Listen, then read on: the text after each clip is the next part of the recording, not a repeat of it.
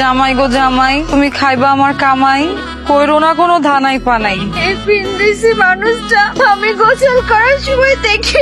আপনার বেটিয়াকে তো আমি একা গোসল করতে দেখিনি, তিনজন একসাথে দেখেছি। পহলে কে দেখেছে? ও দেখেছে। এই ওকে ধরিয়ে নিয়ে আয়, ওকে শাদির জন্য তৈরি কর যা। মনে খুব সাজ জাগছে, একটা মানুষ বিয়া করব।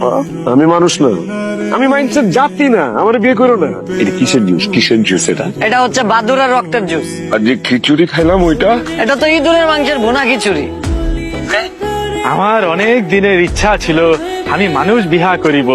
আমি তো মানুষ না, আমি তো মানুষের জাতি না।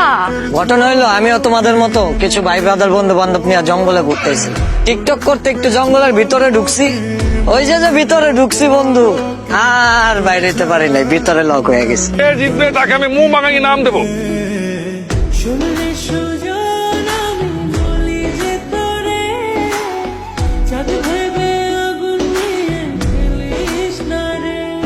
আমার জামার কি হয়েছে? ঘবরাইস না বেটি, তোর জামাই খুশিতে অজ্ঞান হয়ে গেছে।